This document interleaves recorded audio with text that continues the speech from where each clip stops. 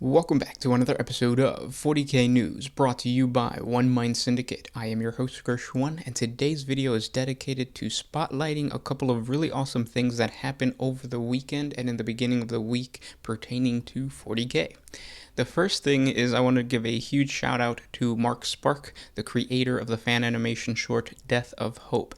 Now, he's created a couple of other shorts leading up to this 20-minute long animation, specifically the trailers. The trailers of Death of Hope did a really good job of showcasing how a Space Marine is just absolutely unnatural when he's in close combat. The reason for that is normally a Space Marine is supposed to be a lot bigger and a lot heavier than a normal human. So when they're fighting in close combat, they're moving at a speed that just does not make sense to a normal human brain for something that heavy to move the way that it does.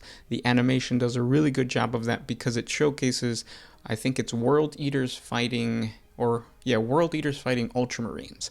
And that story continues within this new 20-minute short. I'm going to put a link down in the description below. Go check out that video if you haven't done so already, because while I'm talking about it, I'm probably going to spoil some things within the plot line.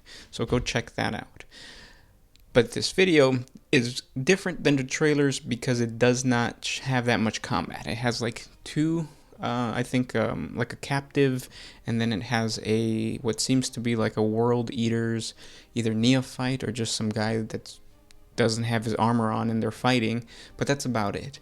What this 20-minute short does have is it really showcases the grim darkness of 40K, specifically the traitor Space Marines and what insane and disgusting things they did to their loyalist brethren. Within the first 2 minutes, the camera kind of pans through the outside of a battle barge, and you see the decapitated heads of the Ultramarines. You see just a bunch of mutilated bodies hanging off of the different parts of the battleship.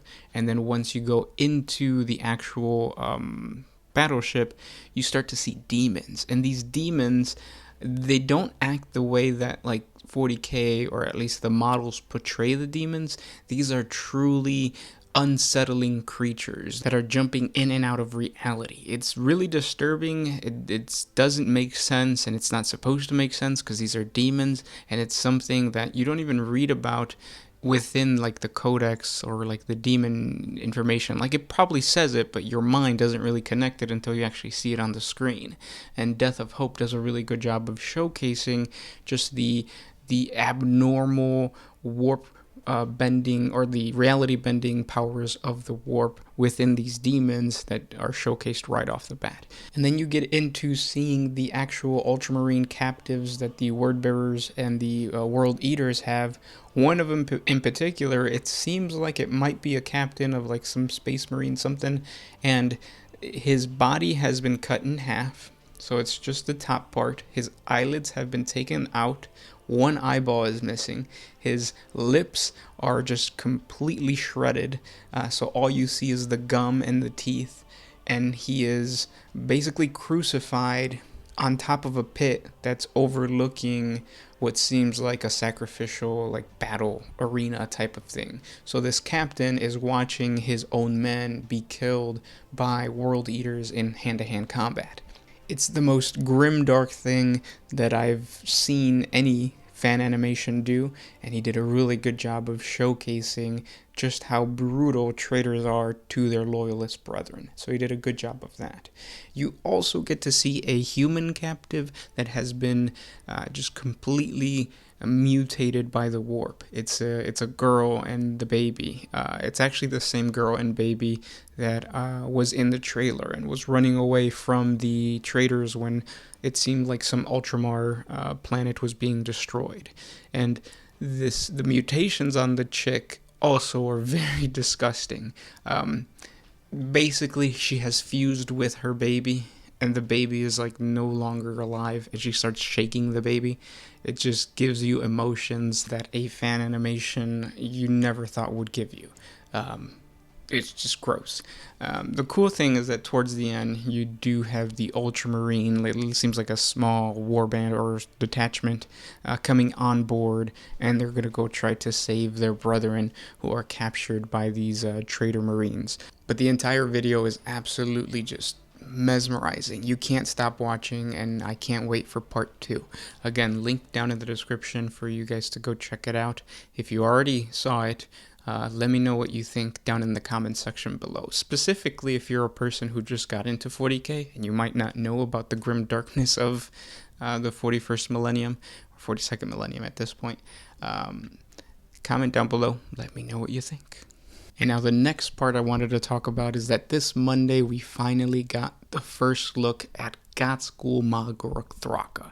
I've been waiting for this for a very long time. We finally got the full model revealed to us. He is going to be coming, it's rumored that he's coming in a box set along with Ragnar Blackmane. He has finally become a Primaris Marine, as GW is doing with all the named characters.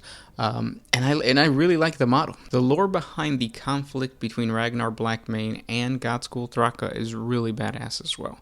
Ragnar became a Primaris Marine, not because he wanted to, but because he had to. He actually went into battle with Thraka, and Thraka managed to just completely destroy him to the point of almost death. Obviously, he did not die. He was found by his brethren. They patched him up, and in order for him to survive, he had to basically cross the Rubicon to stay alive. As for Thraka, God School was actually decapitated by Ragnar Blackmane, and if you check out the model, you see the stitching around the neck of God School. So the story goes that after he was decapitated, obviously his Gretchen underling, the one that was supposed to be dead but now is back, found him, brought him to the Mad Doc, and the Mad Doc stitched him up, and now he has this really cool body. Now, I'm an Orc player, so obviously I paid more attention to God School than I did Blackmane, and the model for God School looks awesome. He kind of has that stereotypical pose that all of the new named characters have, where they have like one foot up and then they're kind of like moving to one side, but it doesn't look that bad or that cheesy on this giant warlord. I really love the fact that the horns, or at least like because he's a Goth clan leader, and his symbol is basically a bull's skull head. And what they did is they took the skull, and instead of having the horns, they put like exhaust pipes coming out, and those are supposed to signify the horns. I love it. It looks awesome. I wish he had more DACA. I'm probably going to convert him to have like shoulder mounted weapons or something. It just seems like God School would have that. But the claw is brutal looking. It looks really big, powerful, and the pose is not as cheesy as I thought they were going to make it. I'm really excited for God School. I'm going to hope that I can pre-order him just by himself and I don't have to get the box set that is being rumored, just because I don't need knobs. I already have too many, and of course I don't want, well, I guess I could use Primaris. But comment down in the comment section below, let me know what you think of these two models. If you are a Space Marine or Space Wolf player, what did you think of the new Blackmane? I'm also interested to find out if they're going to continue the lore with God School and like how he's supposed to start 5 or 6 different great wogs around the galaxy, and how Mork's Grin is affecting his supposed he's supposed to like bring about Ragnarok and just an entire galaxy filled with war caused by the Greenskin. So I wonder if GW is going to continue with that story within the new Psychic Awakening book, or whether that's just going to be pushed back and they're not going to talk about it. We'll see. Comment down in the comment section below if you guys have any questions, any other topics that you guys would like us to discuss. Please comment down in the comment section below. And if you enjoy these free-flowing, just conversation news videos, let me know by hitting the like button, just so I can gauge it. These types of videos really help me out just because there's not that much editing, or not as bad as a 40 facts video, so it gives me more time to actually work on a 40 facts video. Right now I'm working on the Eldar path, so expect that I think on Wednesday or Thursday. But yeah, let me know what you guys think. I hope you guys enjoyed, and I'll talk to you tomorrow. This was Gersh1 with One Mind Syndicate signing out. Oh,